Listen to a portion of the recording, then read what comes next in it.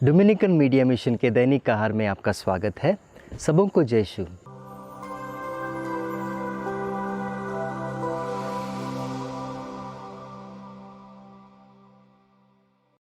प्यारे भाइयों बहनों, प्रभु यीशु कहते हैं, ऊंट का सुई के आँख से गुजरना आसान है, लेकिन एक अमीर का स्वर्ग राज्य में प्रवेश करना मुश्किल है। ऐसा प्रभु क्यों कहते हैं? क्या अमीर होना कोई दोष है? क्या अमीर होना कोई पाप है? बिल्कुल नहीं, प्रभु ऐसा बिल्कुल भी नहीं कहते। प्रभु बल्कि यह कहना चाहते हैं कि अमीरी के रास्ते पर ऐसे बहुत सारे खतरनाक से खतरनाक फंदे मौजूद हैं जिसमें फंसकर हम ईश्वर के राज्य से वंचित हो सकते हैं। और यह बात हमें बताने के लिए प्रभु एक छोटा सा उदाहरण देते हैं। मत्ती का सुसमाचार अध्याय 19। एक बेहद अमीर नौजवान सच्चे धन की खोज करते करते प्रभु के पास आता है। प्रभु से क्या कहता है? प्रभु मुझे बताइए, स्वर्ग राज्य में जाने के लिए मुझे क्या करना होगा? प्रभु यीशु उसकी अमीरी जानते हुए उससे कहते हैं, जाकर अपनी धन संपत्ति बेचकर गरीबों को दे दो। बेचारा प्रभु की इस शर्त को सुनकर हताश हो जाता है, निराश हो जाता है और चुपचाप वहाँ से चला जाता है। लेकिन दुख की बात यह है कि सच्चे धन की खोज करते करते करते करते वह सचमुच सच्चे धन के इतने नज़दीक था, लेकिन फिर भी उसे पहचान नहीं पाया।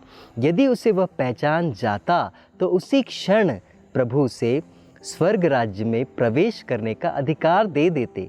मेरे प्यारे भाइयों बहनों, हमारे जीवन में भी बिल्कुल यही बात है। प्रभु का वचन क्या कहता है? ध्यान से सुने। प्रभु कहते हैं मत्ती अध्याय 6 पद संख्या 21 में, जहाँ तुम्हारा धन है वही तुम्हारा हृदय भी होगा। इसका मतलब ये है कि मेरा धन कहाँ है हमें जानना है, हमें पहचानना है। मेरा धन इस धरती पर है या स्वर्ग में है। यह अमीर बंदा अपने धन से इतना जुड़ा हुआ था कि उसे छुटकारा नहीं पा पाया। और इसीलिए एक छोटा सा उदाहरण मैं आपको देना चाहता हूँ।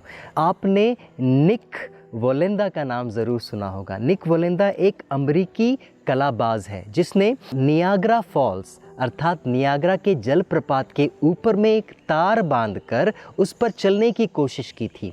और चलने की कोशिश ही नहीं बल्कि उसमें कामयाब भी हुआ और बहुत सारी सुर्खियां भी उसने कमाया।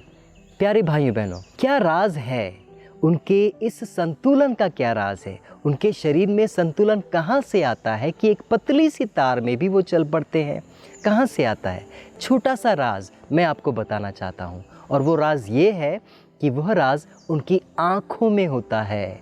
एक तार के ऊपर चलने के पहले, एक रस्सी के ऊपर चलने के पहले उनकी दृष्टि, उनकी आँखें एक केंद्र बिंदु पर केंद्रित हो जाती है, जिसके कारण वह इतनी मजबूती से केंद्रित हो जाती है कि जहाँ से उनके शरीर में संतुलन आता है, उनके पैर में संतुलन आता है। मैं आपको यह उदाहरण इसीलिए बता रहा हूँ क्योंकि यह हमारे क्रिस्तीय जीवन का राज है। हमारे क्रिस्तीय जीवन में भी बिल्कुल इसी प्रकार का केंद्र बिंदु है। यह केंद्र बिंदु इस ज़मीन पर नहीं है, यह केंद्र बिंदु स्वर्ग में है, जैसा कि वचन में कहा गया है। प्रभु का वचन कहता है कोलोसियों के नाम अध्याय 3 पद संख्या 1। प्रभु कहते हैं कि प्रभु यीशु पिता ईश्वर के दाहिने ओर विराजमान है और वहीं पर हमें हमारी नज़रें टिकानी है। हमें ज़मीन की चीज़ें नहीं बल्कि ऊपर की चीज़ें खोजनी है। और यही बात है मेरे प्यारे भाइयों बहनों, हमारा जो धन है वो ज़मीन पर नहीं, हमारा जो धन है वो स्वर्ग में रखा है, और वो कोई और नहीं बल्कि हमारा प्रभु यीशु है।